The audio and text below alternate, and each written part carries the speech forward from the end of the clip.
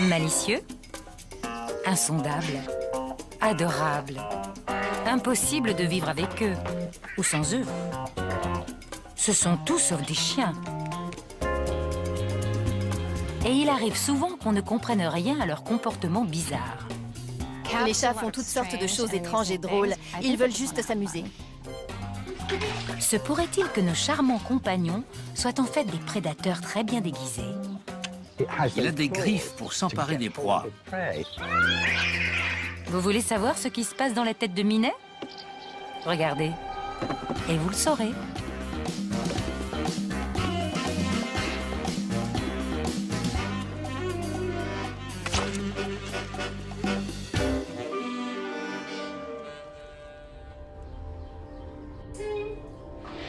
Notre maison, nos règles, pas vraiment. Parfois, c'est comme si nous vivions chez notre chat.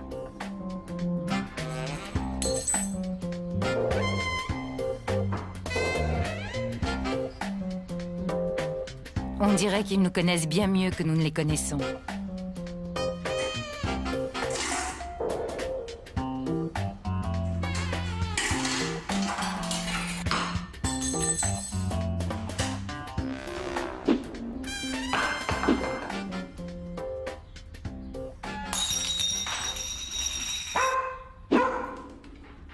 Les chats ne vivent pas selon les mêmes lois que nous, ce qui ne signifie pas pour autant qu'ils sont mauvais. Il n'y a pas de chat scélérat. Même si on pourrait parfois le croire. Tous les agissements des chats dans une maison sont dus à l'environnement dans lequel nous les faisons vivre. Grimper aux rideaux, faire leurs griffes sur les meubles. Le fait de faire ces griffes est un comportement naturel que les félins à l'état sauvage utilisent pour marquer leur territoire, se détendre, affûter leurs griffes. Les félins en liberté doivent protéger leur territoire contre les intrus. Si vous avez des meubles précieux, ne prenez pas de chat. Les chats se font les griffes, c'est naturel. Ils ont sous les pattes des glandes qui sécrètent une huile. C'est une façon de dire qu'Ève est passée par là, comme une carte de visite. Ce sont des espèces d'étendards chimiques. Ils aiment se rouler partout et semer toutes ces odeurs pour dire « j'étais là ». C'est peut-être comme ça que ça se passe dans la jungle. Mais les chats domestiques ne vivent pas dans la jungle. Un détail que leur ADN ignore. Une créature sauvage et naturelle dort sur votre canapé. Cet être avec lequel vous vivez est resté un chasseur. Il ressent toujours l'appel de la nature. C'est ce côté sauvage qui rend parfois nos compagnons difficiles à vivre.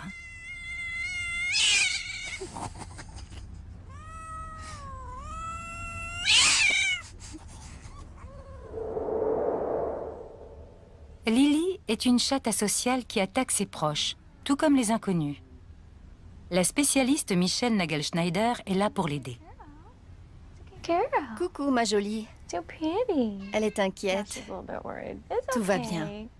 Ses babines indiquent qu'elle est inquiète. Voilà la queue qui s'y met. Ce n'est pas une situation confortable pour elle. Pour une comportementaliste, les mouvements de queue de Lily en disent long. Les ancêtres de Lily se servaient de leur queue pour envoyer des avertissements. Attention, je vais craquer.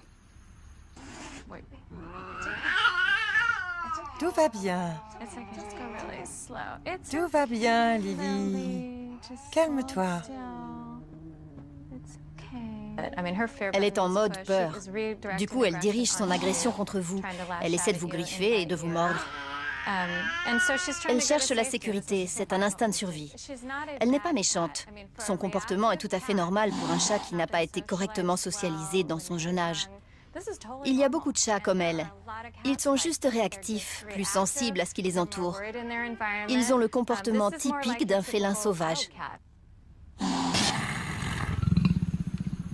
Les chats envoient certains signaux pour nous avertir qu'il faut arrêter de les caresser. Ils peuvent cracher. Leurs moustaches partent vers l'avant. Ils se préparent à mordre.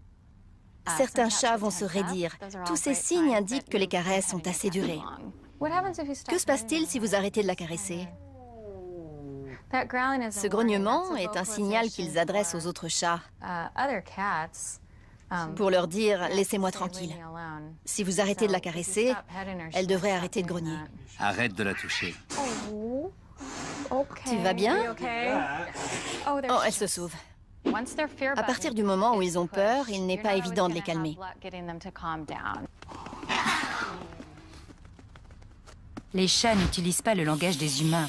Alors pour comprendre ce qui se passe dans leur tête, nous devons apprendre à déchiffrer les signaux. Allez, hey, ça va.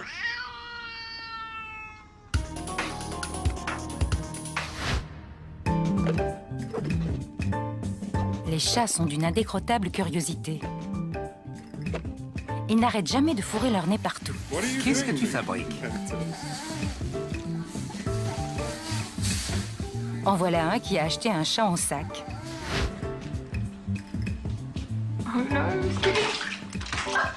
Parfois, il se jette à l'eau quand elle est chaude. Et aussi quand elle est froide. Ce qui peut sembler étrange pour un animal qui déteste être mouillé.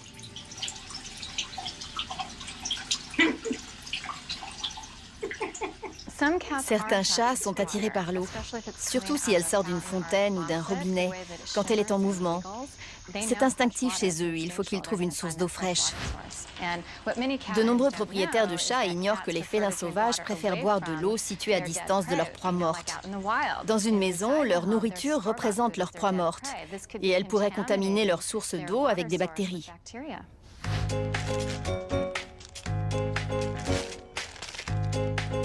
Dans la nature, les félins doivent examiner leur environnement pour voir ce qui s'y cache. De la nourriture, des semblables ou des ennemis. Mais comme les chats domestiques sont bien nourris, il arrive qu'ils dédaignent la nourriture ancestrale.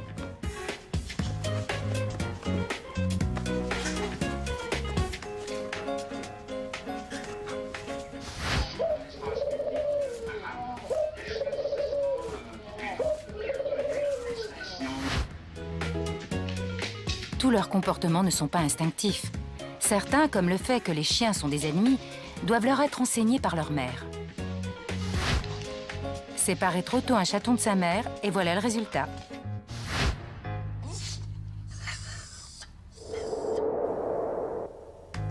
Izzy, un chat sibérien, est une mère aguerrie.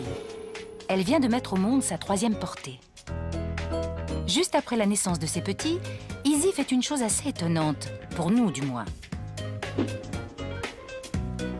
Elle mange le placenta. Et pourquoi? Quand les chats domestiques mettent bas dans une maison, elles mangent le placenta, tout comme les félins sauvages. C'est un instinct de survie. L'odeur du placenta pourrait attirer un prédateur qui viendrait dévorer les petits. Dans la nature, ces bébés n'auraient aucune chance sans leur mère.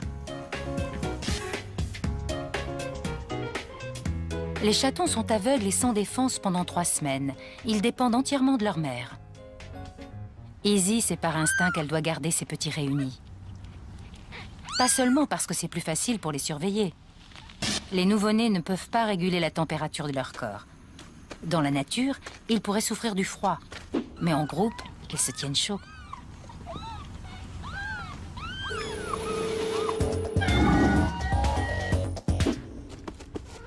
Cinq semaines plus tard, les petites boules de poils endormies sont devenues d'adorables chatons espiègles.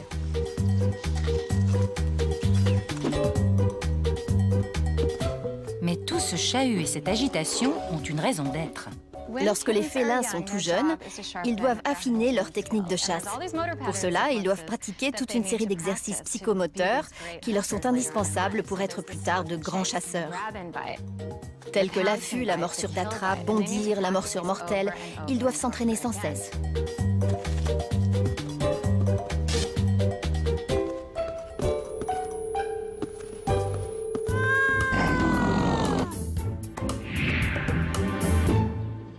Tout comme les lions, tigres et léopards, les chats domestiques sont carnivores. Et même si de nos jours leur nourriture sort essentiellement d'une boîte, ils sont dotés de ces mêmes aptitudes qui ont placé leurs cousins au sommet de la chaîne alimentaire.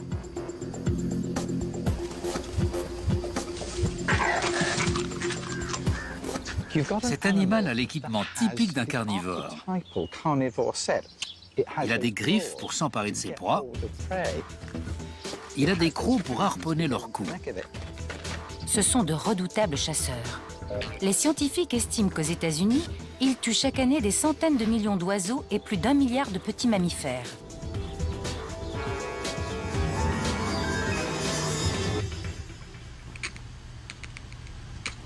Et même s'ils n'ont pas la possibilité d'aller à la chasse, ils en ont toujours les réflexes. Quand un chat assis devant une fenêtre voit un oiseau dehors qu'il ne peut pas attraper, sa mâchoire a un réflexe de morsure. Pour lui, cet oiseau est déjà dans sa bouche. Il peut en sentir le goût. C'est pourquoi il se met automatiquement à mordre.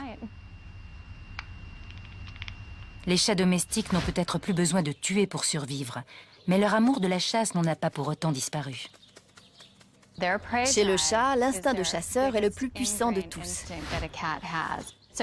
Un chat peut être en train de manger un oiseau. S'il y en a 4 autres qui volent autour de lui, la plupart du temps, il va tout arrêter pour aller les tuer avant de revenir manger le premier. Certains chats vont essayer d'attraper tout ce qui bouge.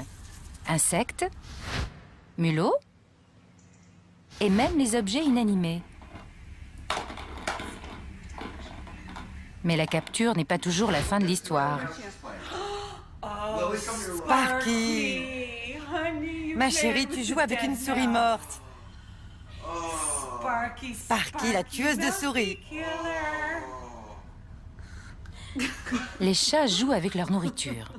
On pourrait appeler ça jouer au chat et à la souris. Mais ce n'est pas un jeu. Même pour un chasseur exceptionnel, la chasse est toujours un risque. Sa proie pourrait bien le mordre ou le piquer avant de mourir. C'est pourquoi les chats jouent souvent avec leur proie, afin de l'épuiser pour ne la tuer que lorsqu'elle est totalement sans défense. C'est beaucoup plus sûr.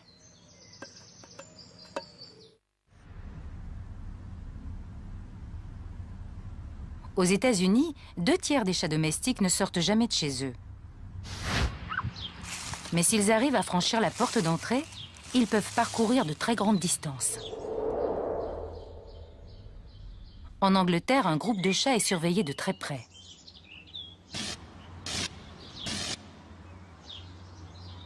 Nous voulons découvrir où ils vont lorsqu'ils sont en liberté et ce qu'ils font quand ils y sont. Ce qui devrait peut-être nous permettre de savoir pourquoi les chats font ce qu'ils font quand ils sont chez eux. Les émetteurs GPS vont les suivre à la trace. C'est bon, tu peux y aller. Des caméras montées sur leur collier nous donneront le point de vue d'un chat pendant ses déplacements en ville, tandis que d'autres à vision nocturne, stratégiquement placées, nous montreront une facette des chats que nous ne voyons généralement pas.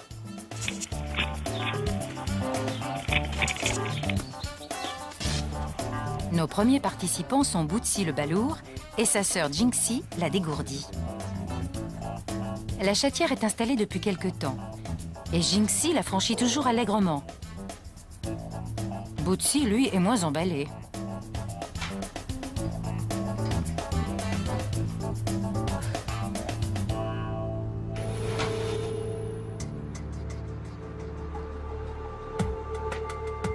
La nuit, l'appel du large est irrésistible.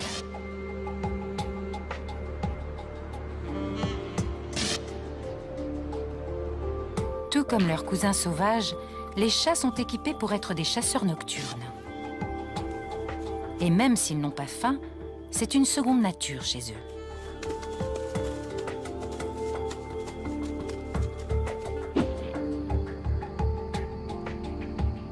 Ils adorent se balader en pleine nuit, même si les dangers potentiels ne sont jamais bien loin. Partir en vadrouille est tellement naturel pour eux qu'il est très surprenant qu'ils aient pu un jour renoncer à leur liberté pour vivre avec nous. Allons faire un petit tour dans l'histoire du chat domestique. Tous les chats ont un ADN particulier en commun, ce qui nous a permis de dresser la carte de leur évolution.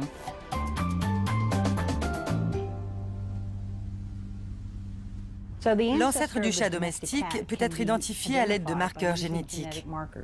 Nous avons dû nous procurer des échantillons d'ADN de chats du monde entier. Nous sommes donc allés au Moyen-Orient, en Asie et en Afrique. Et ensuite, nous avons établi un classement génétique. La recherche indique une espèce de chat comme étant l'ancêtre commun de tous les chats domestiques. Felis sylvestri libica, le chat sauvage d'Afrique. Il vous rappelle quelqu'un? Sans doute, car il y a près de 10 000 ans, il s'est avéré être le bon chat au bon endroit au bon moment. Nous estimons que le chat domestique descend de chats sauvages qui vivaient au Proche-Orient, dans la zone qu'on appelle le croissant fertile, Irak, Turquie et Syrie. Nous pensons qu'ils ont été domestiqués à cet endroit-là parce que c'est là que les êtres humains ont commencé à devenir des fermiers. En devenant des fermiers, nous avons entreposé du grain. Qui dit grain, dit souris. Qui dit souris, dit chat. De là, il ne restait plus qu'un bond à faire pour sauter sur les genoux d'un homme bienveillant. La domestication du chat est très différente de celle de la plupart des autres espèces domestiques. Ils se sont pratiquement domestiqués tout seuls. Je pense que ce sont les chats qui nous ont dressés à devenir leurs gardiens.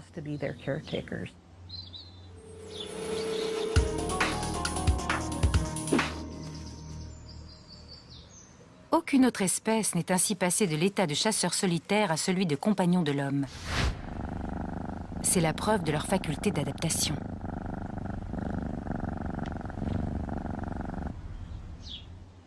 Cet animal est un véritable chasseur, mais il peut aussi se nourrir d'ordures. Il nous tolère complètement et tolère aussi notre habitat et tous les bruits qui vont avec. Et voilà, additionnez ces 3 aptitudes et vous avez des champions. En bref, il semble apprécier notre compagnie. On sous-estime le niveau de sociabilité des chats entre eux. Un élément de leur psychisme a concordé avec un élément du nôtre. Et c'est comme ça que le lien s'est créé.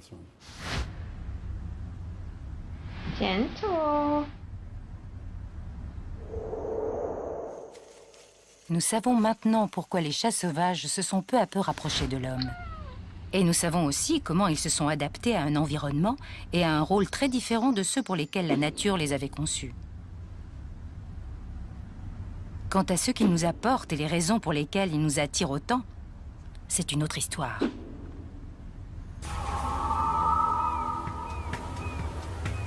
Palm Springs, Californie. Une exposition féline régionale bat son plein. C'est la plus grande race de notre exposition, un Maine Coon.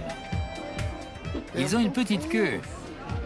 Plus de 200 chats pomponnés sont exposés pour la plus grande fierté de leur maître.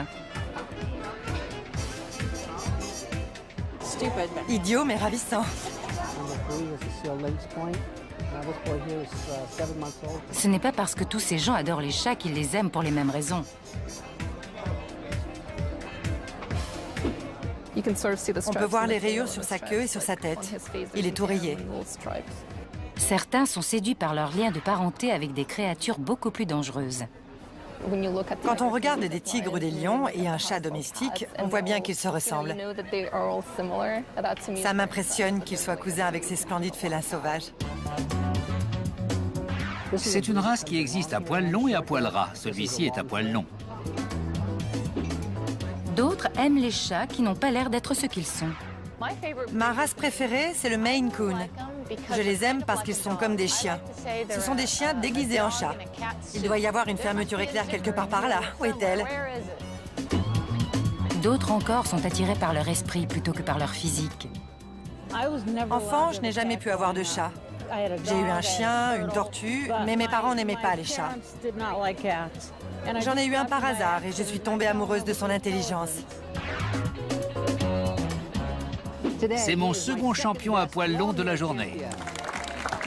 Et il y a bien sûr l'indéniable sensualité des chats. Ils dorment avec vous, ils veulent toujours être avec vous. Ils vous font du bien. Ils adorent les humains. Dès que je rentre dans le salon et m'assieds sur le canapé, ils sautent sur moi. Nous consacrons beaucoup de temps et d'argent pour leur petite personne. Et parfois, ils nous le rendent d'une drôle de façon.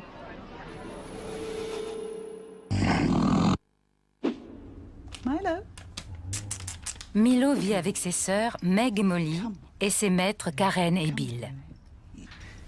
Comme vous pouvez le voir, c'est un très beau garçon. Je suis bien sûr totalement partiale. Il est tout en muscles, mais il déborde d'amour. Milo déborde tellement d'amour qu'il inonde sa famille de cadeaux. Il a la drôle de manie de rapporter ses trésors à la maison. Et ces trésors, ce sont de longues branches de cordyline. Et il est très bavard quand il nous les apporte. De nombreux chats apportent des cadeaux à leur maître. Oh, le joli serpent. Il est énorme. Mais considérer ça comme un gage d'amour n'est peut-être que de la vanité. C'est très simple, il n'y a rien de magique là-dedans. Votre chat vous rapporte un rat, il rapporte juste de la nourriture chez lui. Il veut s'assurer que vous puissiez survivre. Tous les félins en liberté rapportent de la nourriture à leur famille.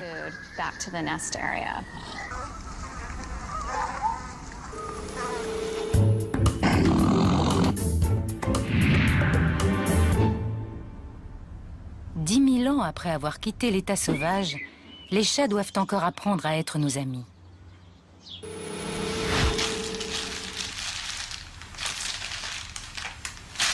Et ils doivent apprendre jeunes. S'ils ne créent pas de lien avec nous étant chatons, ils ne le feront sans doute jamais. La socialisation chez le chat doit se faire entre 2 et 7 semaines. C'est une phase très importante. S'ils ne sont pas assez touchés, si on ne les prend pas au moins 10 fois par jour, ils auront des problèmes de comportement et finiront dans des refuges parce qu'ils n'auront pas été correctement socialisés étant chatons. Il appelle sa maman. Tu l'entends? Mais si les liens précoces sont la clé d'une relation satisfaisante entre les chats et les humains, ça ne signifie pas forcément qu'ils nous aiment pour ce que nous sommes. C'est en fait une relation d'un tout autre genre qui induit le comportement que nous prenons pour de l'affection. Pourquoi est-il assis sur vos genoux? Parce qu'il se comporte comme un chaton. La seule fois de sa vie où il a reçu autant de chaleur de la part d'une autre créature, c'est quand il était avec sa mère. Il est assis là comme un petit chaton et il sent la chaleur qui se dégage. Et puis, il y a le fameux pétrissage, qui déconcerte beaucoup de propriétaires de chats. Ça aussi, c'est un souvenir de sa vie de chaton. Chaque fois qu'un chat vous fait ça, il se comporte avec vous comme si vous étiez sa mère. Ce qu'il répète, c'est le geste qu'il faisait avec ses pattes en tétant pour provoquer un afflux de lait. Mais qu'en est-il des caresses? Ils ont l'air d'adorer ça. Et pourtant, les chattes ne peuvent pas les caresser. Pour nous, c'est une caresse. Mais pour le chat, c'est la langue de sa mère. La proportion entre notre main et son corps de chat adulte est la même que celle qu'il y a entre son corps de chaton et la langue de sa mère.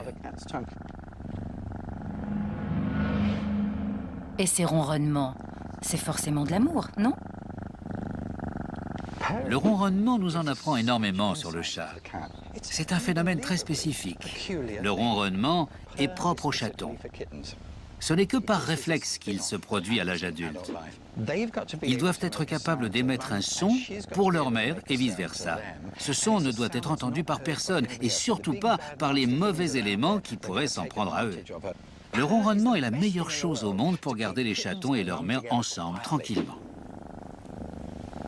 Notre attitude vis-à-vis du chat tend à faire ressurgir le chaton chez le chat. Nous tentons d'infantiliser le chat.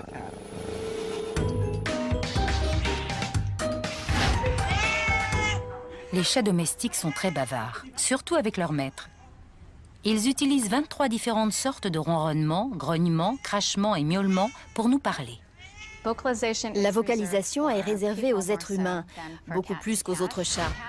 Les chats ont en fait développé un miaulement destiné uniquement aux hommes. Il ressemble un peu à ça. Comme un miaulement de gorge qui provoque une réponse de notre part.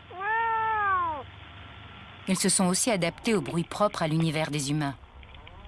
Ils ont compris que nous sommes des animaux beaucoup plus bruyants qu'eux. Quand ils viennent vivre avec nous, ils savent qu'ils doivent crier s'ils veulent être entendus. Alors le plus souvent, ils augmentent le volume de leur miaulement pour pouvoir attirer votre attention. J'ai faim, miaou, miaou, miaou. Et quand leurs miaulements n'ont pas d'effet, ils trouvent quand même le moyen de se faire remarquer.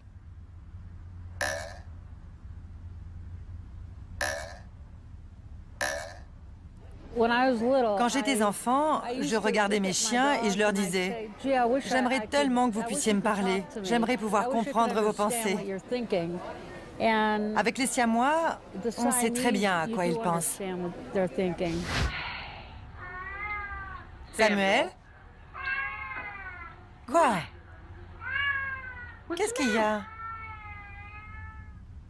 Il se produit une communication mutuelle quand un chat en approche un autre. La première chose qu'il fait pour lui dire salut, oui, je peux m'approcher un peu plus près, c'est de lever la queue. Nous faisons la même chose instinctivement. Quand nous voulons nous approcher d'un chat, nous lui tendons la main pour lui dire salut. Mais du point de vue du chat, il voit une chose verticale de la même façon qu'il voit une queue à la verticale. Même à des niveaux aussi minimes que ça et sans le savoir, nous adoptons les mêmes attitudes de reconnaissance que les chats. Il est important d'apprendre à déchiffrer le langage corporel d'un félin. C'est même essentiel parfois. Je connais ses comportements, les signaux qu'elle envoie. Tout compte, les mouvements des yeux, des oreilles, de sa queue. Lexi est le produit du marché des animaux. Un jeune homme l'a acheté en se disant que ce serait sympa d'avoir un bébé tigre. Il l'a ramené chez lui a fait enlever les griffes en pensant que c'était plus sûr. Malheureusement, à l'adolescence, ces petites bêtes commencent à devenir un peu turbulentes. Et il a commencé à s'angoisser et a décidé qu'il ne voulait plus avoir de tigre. Alors on a pris Lexi. Terry Werner s'occupe d'un refuge de félins sauvages. Lions, pumas, lynx et léopards. Les chats domestiques et les félins sauvages ont des comportements très similaires. Je dis souvent aux gens, avoir un chat à la maison, c'est comme avoir un mini-tigre. Les enjeux sont peut-être un peu plus risqués avec un tigre de 270 kg, mais les principes de base sont les mêmes. Ils adorent jouer avec des balles, des boîtes en carton, toutes ces choses-là. Mais là où votre chat joue avec des objets qu'il griffe, ces gars-là détruisent tout. Ils chassent. Ils se pourchassent l'un l'autre. Ils pourchassent leur proie. Si votre chat vous mord, ça fait un peu mal. Vous avez une égratignure. Au pire, on vous fait quelques points. Si c'est eux qui vous mordent, vous y laissez la main ou même la vie. Alors au lieu d'essayer de comprendre ce que font nos animaux de compagnie, nous ferions peut-être mieux de fermer les yeux et de penser qu'ils sont partis s'encanailler.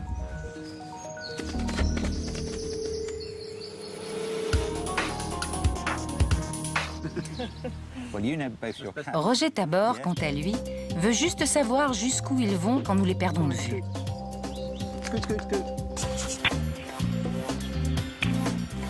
Et voilà la réponse.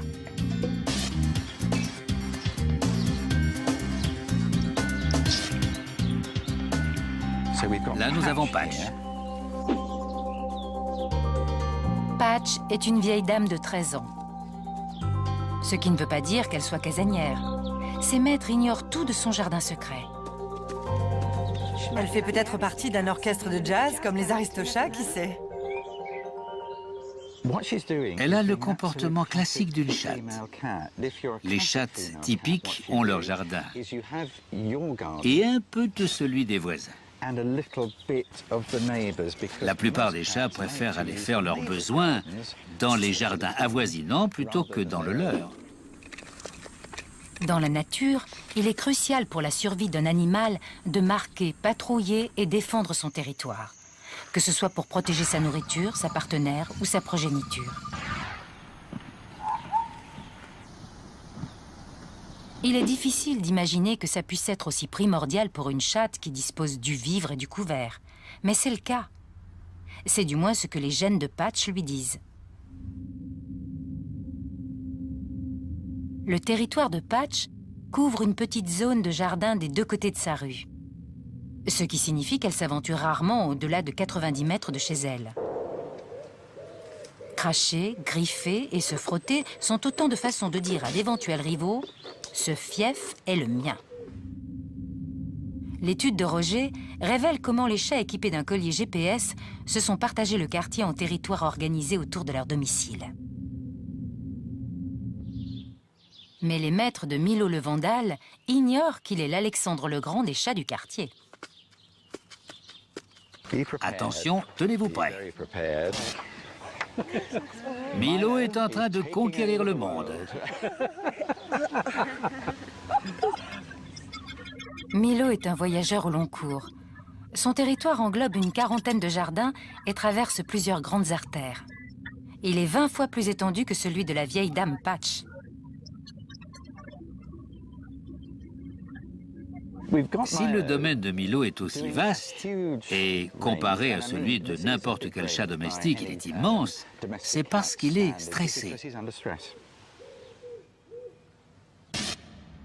Il n'est pas stressé d'un point de vue psychologique, mais démographique. C'est une réaction au nombre de chats. Il atténue son stress en ayant un domaine plus grand. Il veut être seul. Je veux être seul, absolument. C'est une façon de dire « je vais prendre le large pendant un moment ». Et si les autres chats ne comprennent pas le message, Milo est prêt à leur expliquer. La caméra nous montre comment il règle le problème.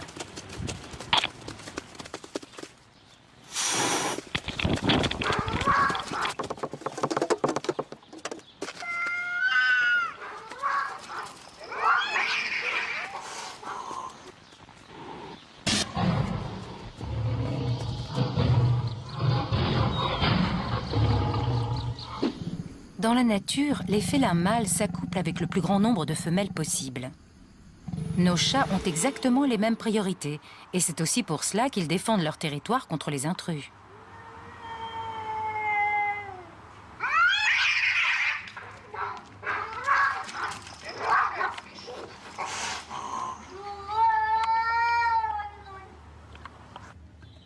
Mais quelle que soit la taille du royaume d'un chat, son château est la maison de ses maîtres, et il doit en chasser les indésirables.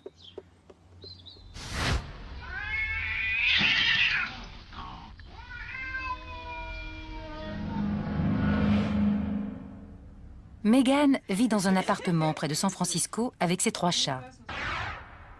Les 2 jeunes mâles se font presque tout le temps la guerre.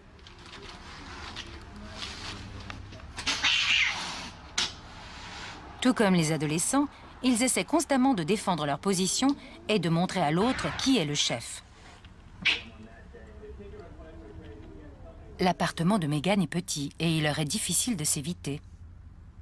Un intérieur est généralement conçu pour faire le bonheur des maîtres et non pas du chat.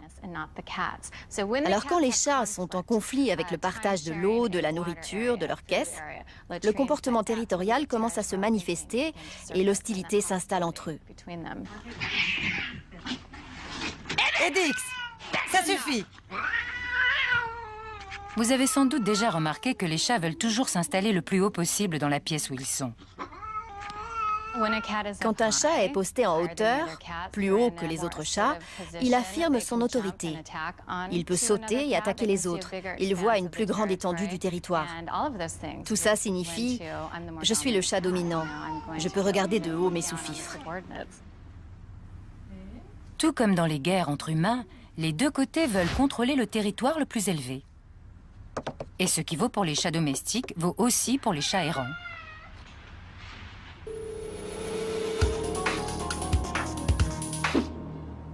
Rome est connue pour être la cité des chats sauvages. On estime qu'il y en a près de 300 000. Une colonie s'est installée dans les monuments anciens de la ville. Les sommets des murs y sont très convoités. Convoités et disputés. Les chats férods sont uniques. Sans être véritablement sauvages, ils ne sont plus vraiment domestiques. Ils survivent à la marge de la société des humains.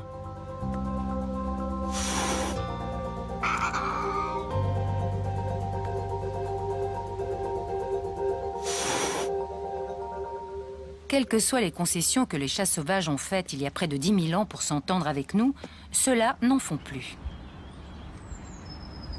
Il ne faut pas longtemps à un chat pour apprendre à vivre dans la rue, s'il le doit.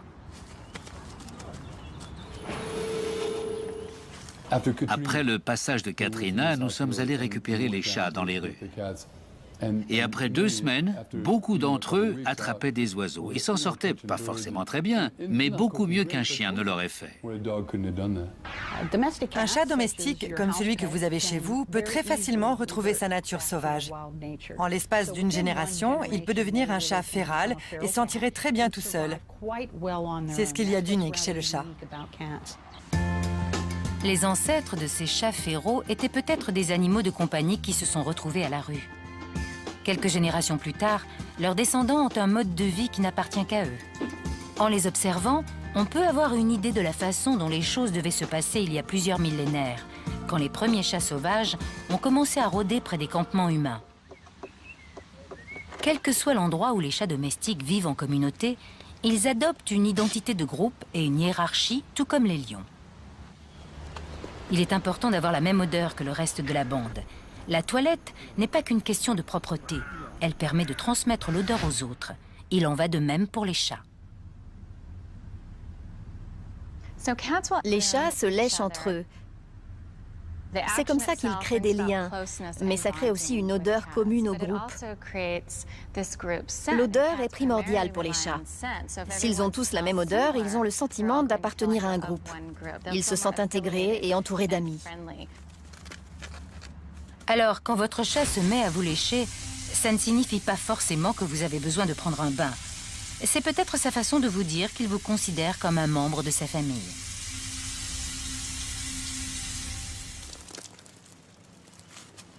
L'odeur est un élément clé dans l'univers des chats. Au cours de sa vie, il est essentiel pour un chat de savoir quelles sont les bonnes odeurs et quelles sont les mauvaises. L'odeur qui permet à un mâle de savoir qu'une femelle est en chaleur. Bonne. Celle qui dit « Je suis un membre de ta tribu ». Bonne. Celle qui annonce « Me voici, c'est ici que sont mes toilettes, c'est ici que je mange ». Pas si bonne. Un instinct de survie les pousse à recouvrir leurs excréments et leur urine dans leur caisse afin d'éviter que leur odeur puisse attirer des prédateurs ou d'autres chats dans leur domaine. Il en va de même avec la nourriture. Les chats ne laissent généralement rien dans leur assiette. Mais quand il y a des restes, ils font tout pour en dissimuler l'odeur.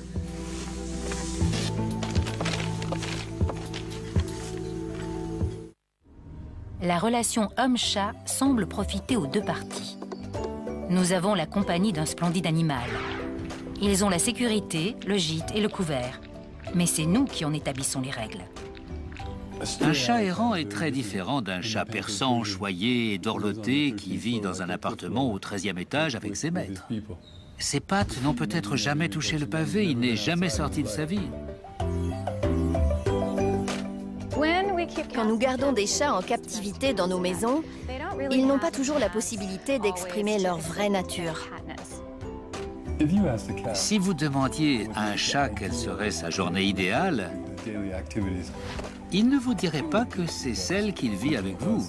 Il fait des concessions.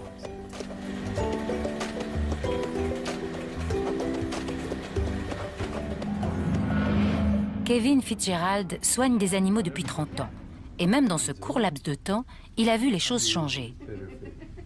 On voit maintenant que les chats vivent plus vieux quand ils sont bien nourris et bien soignés. C'est devenu une médecine qui tient compte de l'âge. Avant, on s'occupait essentiellement des chatons, de les castrer, de les stériliser et de les vacciner. Mais maintenant, on commence à s'occuper de problèmes liés à la vieillesse, diabète, cataracte, arthrite, maladie cardiaque, insuffisance rénale. Je ne vais pas te faire de mal. Tu vas t'asseoir sur mes genoux et te calmer pendant que je vais écouter ton cœur. Frank est un patient régulier. Il a un problème cardiaque et doit être traité avec précaution. Le moindre stress pourrait lui être fatal. Il est un peu tendu. Le problème avec les chats, c'est qu'ils détestent le cabinet du vétérinaire. C'est un endroit bizarre. Il a un peu maigri. C'est toujours bon de perdre du poids. Oui. Le problème avec les chats, c'est qu'on a transformé une race de chasseurs bondissants en gros fainéants.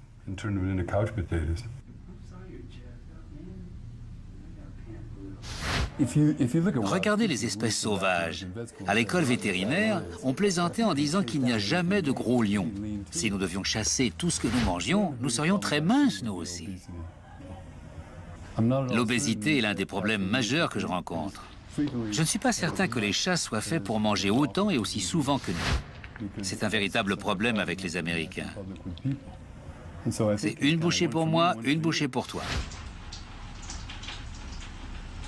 Comment dire à un homme de 160 kilos que son chat est trop gros? En faisant entrer le chat dans notre monde, nous lui avons donné un style de vie dangereux pour sa santé. Et dans notre désir de créer le chat parfait, nous avons joué avec la génétique pour modifier leur apparence physique. Nous avons même créé de nouvelles races. Bella est un Blue Lynx Point himalayen. Quand Dieu a distribué les nez, il l'a oublié. Absolument. Mais joli nez et autres caractéristiques inventées peuvent causer des problèmes.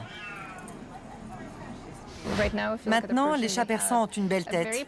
Ils ont un nez minuscule, des grands yeux et de petites oreilles. C'est une mutation naturelle. Ils sont engendrés et nés comme ça. Si nous pensons juste qu'ils doivent avoir un beau pelage, une queue de telle longueur, si nous voulons uniquement qu'ils soient beaux, ça peut engendrer des problèmes de santé. Certaines races au visage aplati ont des problèmes avec leurs yeux et des problèmes respiratoires. Le nez raccourci, le voile du palais allongé, la trachée enfoncée. Ce n'est pas la nature qui a voulu qu'ils aient ce minuscule nez. Dans les cas extrêmes, notre goût pour la rareté et l'originalité a engendré des animaux qui ne seront jamais capables de vivre dans la nature.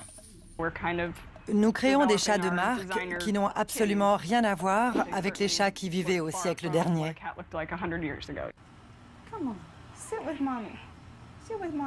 April Hargin élève le plus étrange de tous les chats domestiques, le bambino sans poils et à pattes courtes. Ça peut sembler un peu extrême pour certaines personnes que des chats aient des gènes différents et présentent des mutations. April se consacre à ces drôles de chats depuis qu'elle a eu son premier bambino. Elle était vraiment adorable pendant sa grossesse. À cause de ses petites pattes, pendant les 2 dernières semaines, son ventre traînait par terre. Alors je lui mettais un pull parce que je ne voulais pas que son ventre touche le carrelage froid. Parfois, pour obtenir ces races qui ont des caractéristiques physiques très extrêmes, il faut faire des croisements très orientés et très sélectifs. Mais il y a aussi le risque de bloquer, sans le vouloir, des gènes nuisibles dans le processus. April comprend les problèmes que pose ce genre d'élevage. Nos mâles sont des bambinos. Ils ont le gène des pattes courtes. Mais nos femelles sont des sphinx ordinaires. Elles ont le gène des pattes longues. On agit ainsi parce que le gène des pattes courtes des bambinos est un gène dominant et ça peut être mortel pour les petits. Alors on préfère ne pas faire ça. Cet élevage méticuleux fait du bambino un must en matière d'animal de compagnie. Je ne pense pas que ces chats pourraient survivre dans la nature. Ils sont trop fragiles et n'ont pas la moindre notion du danger. Et comme ils n'ont pas de poils, ils ne pourraient ni avoir chaud la nuit, ni se rafraîchir en cas de température élevée. Ce ne serait pas une bonne chose pour eux. Les nouvelles races, telles que le bambino, sont totalement dépendantes de nous. Ces animaux seraient incapables d'attraper leur repas si leur vie en dépendait. C'est la faculté qu'ont les chats de s'adapter à notre mode de vie qui en fait de si bons compagnons. Pourquoi le chat prospère si bien? Parce qu'il peut manger dans une assiette. Regardez-les, ils ont des griffes et des crocs. Ils devraient chasser. Mais c'est parce qu'ils sont capables de s'adapter qu'ils survivent. Ils ont passé les 10 derniers millénaires à nos côtés sans sacrifier leur vraie nature. Ce qui fait qu'un chat est un chat, c'est le lion qui est en lui. Un chat peut s'en sortir seul. Mon chihuahua serait perdu et se ferait très vite dévorer. Mais ces petites bêtes sont toujours ce pour quoi elles ont été conçues. Être des chats.